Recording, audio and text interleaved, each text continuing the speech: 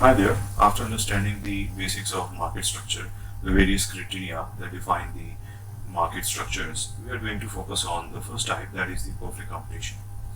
And before we go ahead, I suggest that you subscribe so that you continue receiving various informative topics of quantitative economics.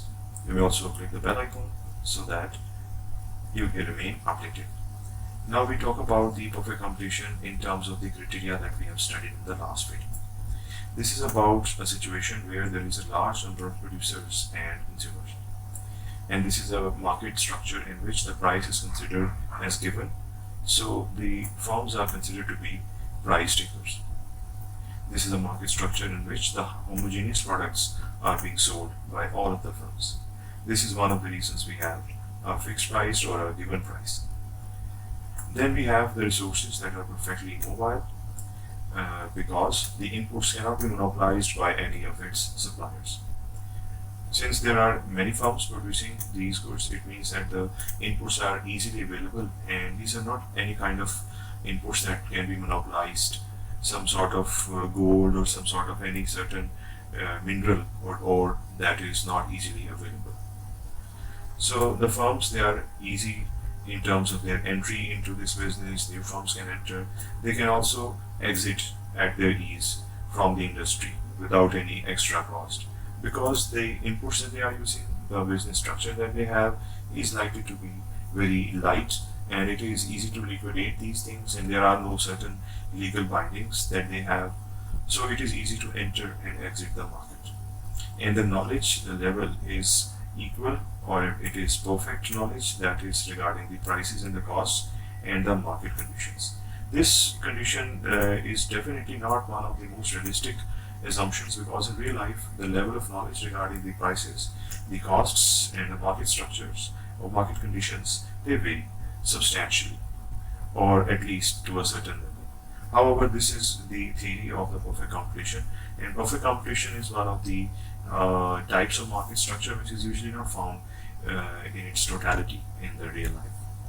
So this is one of the possibilities in the perfect competition, that the market demand and market supply, they are there, and they give rise to a market price, and that is fixed.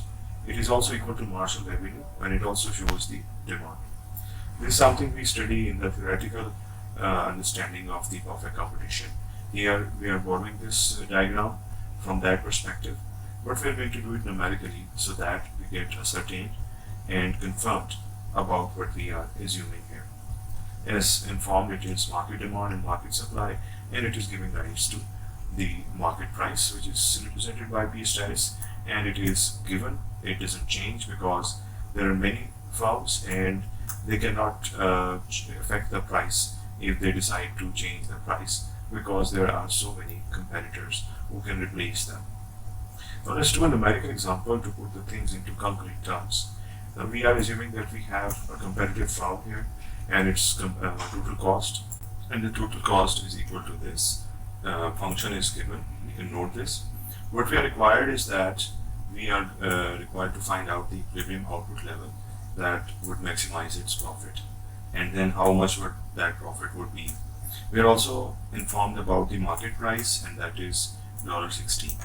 So this is the information that we are given. Primarily, let us use this function, that is the total cost function, and we are going to find out the marginal cost from it that is going to benefit us in this process. For marginal cost, we know that we can take the derivative of the given function, that is the total cost function. Here we have calculated the derivative. You can pause the video and see the results. The marginal cost function would be equal to this.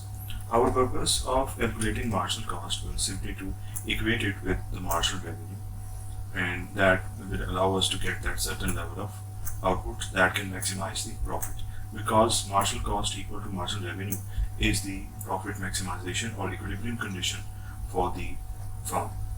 So the marginal cost is underlined here, and marginal revenue is 16.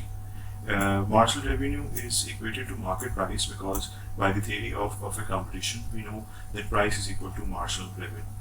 So it is equal to marginal revenue here. Q is equal to 12 over 0.006. You can solve this and you can see what are the results. Here Q status is equal to 2000. It is Q status because it is the critical value of Q that can maximize the profit.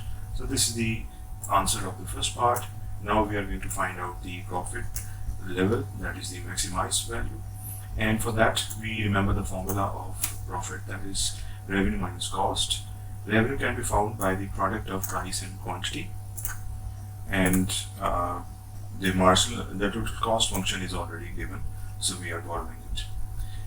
We are given the price, that is 16, and output is already found, and that is found to be 2000, so we are putting 2000 here. It is not the only place where we can put the value of Q status.